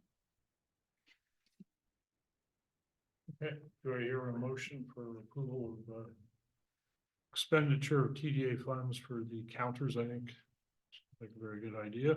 So moved. Second. Okay, all in favor, aye. Any nays? Nope, no nays. Jim Morgan seconded or Gary? I did. Gary. Thank you. Thanks, Ruth. All right, with that, we'll move on to item 7, grant opportunities and announcements. How can we pay for all our great ideas we have? Yeah, I can just talk through these briefly, and if anybody else wants to chime in, that's great. So first of all, we wanted to announce the award. SCTA applied for the Safe Streets and Roads for All grant.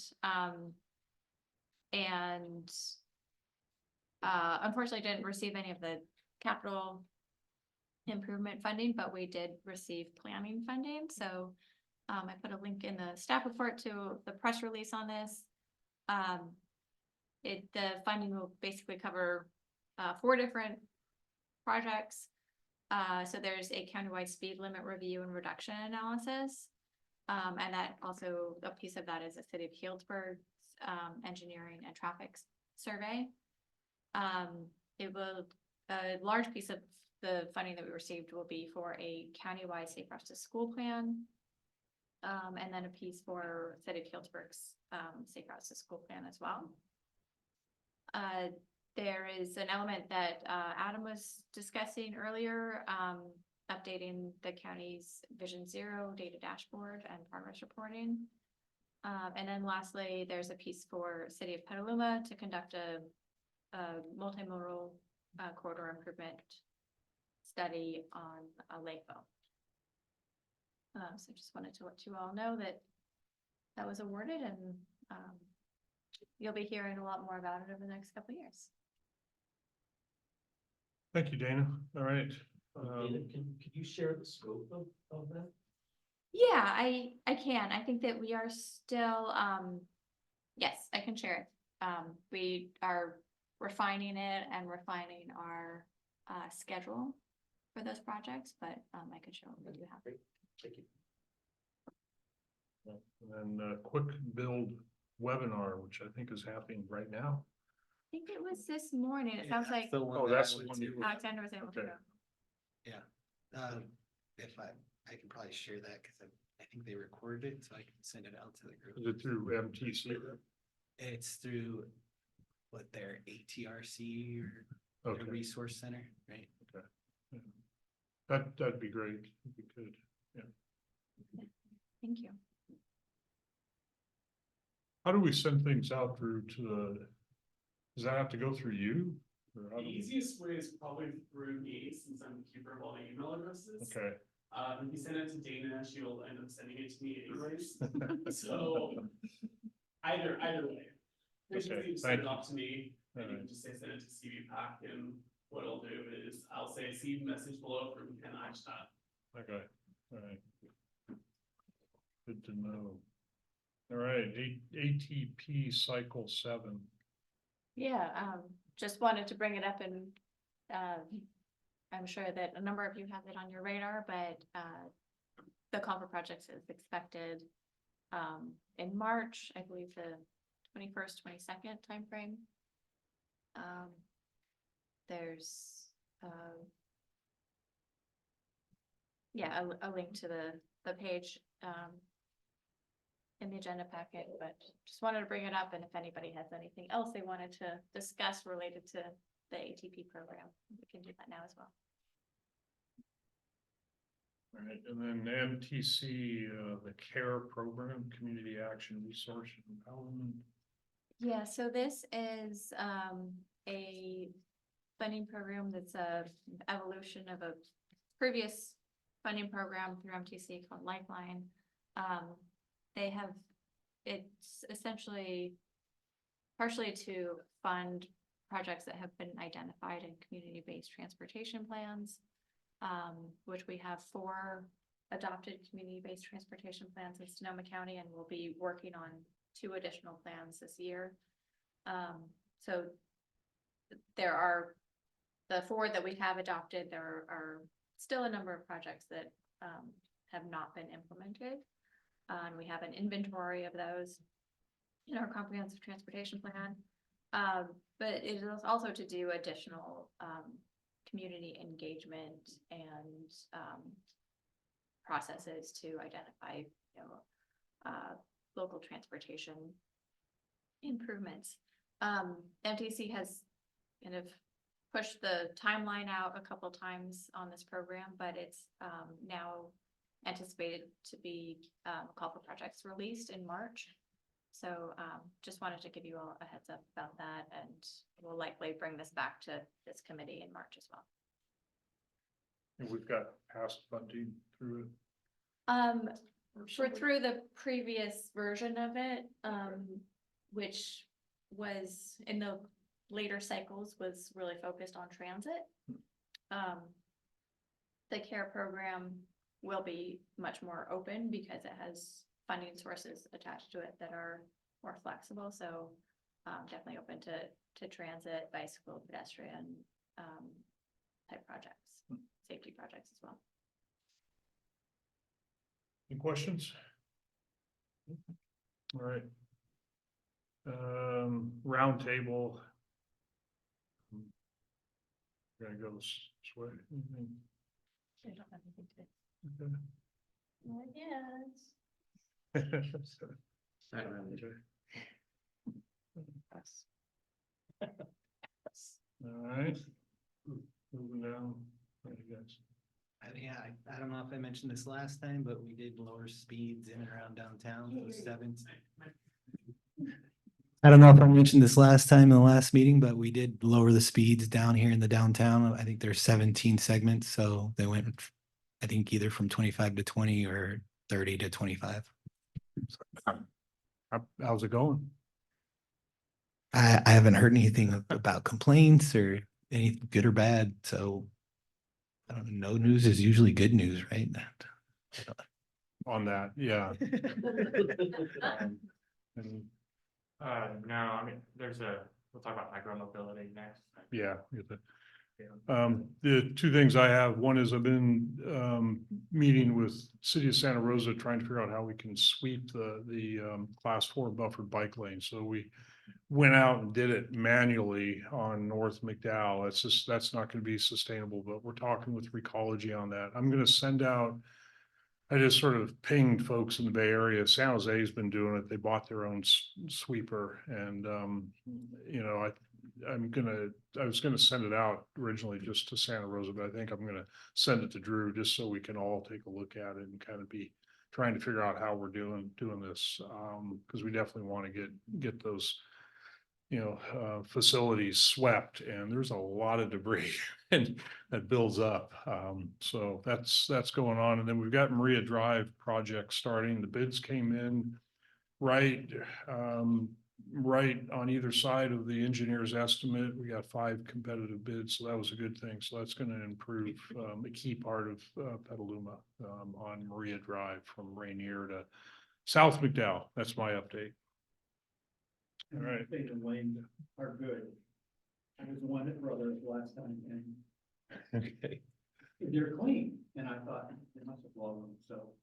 Yeah, no, the crew got out there. Yeah, thank you. We need to figure out how we work with Recology or however we're sweeping our streets. San Jose, I'm gonna send out their information, and I was in touch with John Brazil, and they've got it going. They've got it going down. They really do street sweeping to a whole nother level. They got GIS monitors on their, you know, the street sweepers.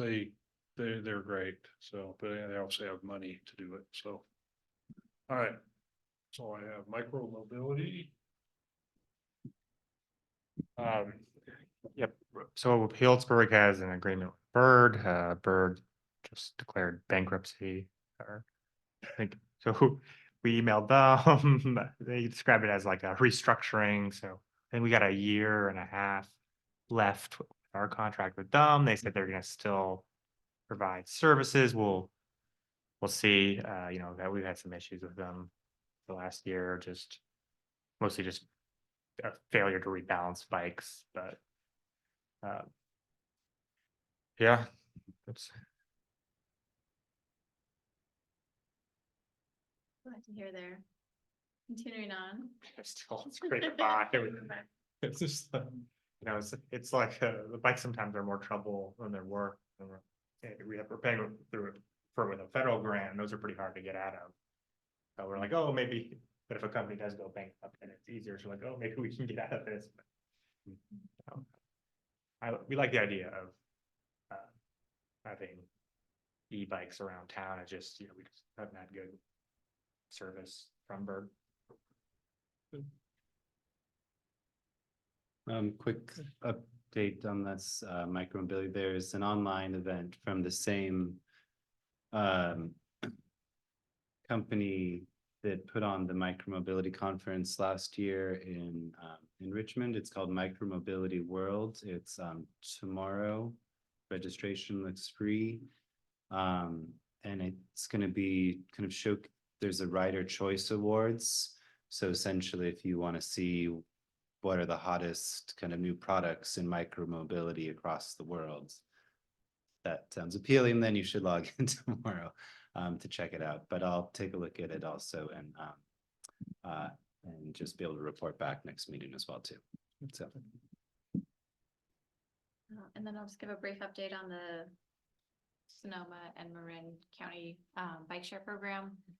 We have a signed contract with our new vendor, Drop Mobility, and are still looking at, getting a program launched this summer. So we're having some early discussions about branding, but planning to do like a little public facing survey because the company does provide a kind of a white labeled service. So we can choose the branding and the website and app will have that name as well. So we'll be going through a process to determine what that is.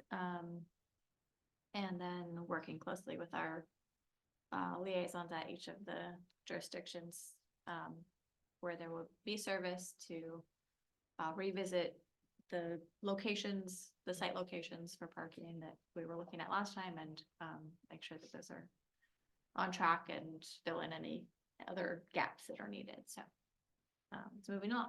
I have a quick question. Yeah. So did any of the work from the prior vendor get transferred over to Drop?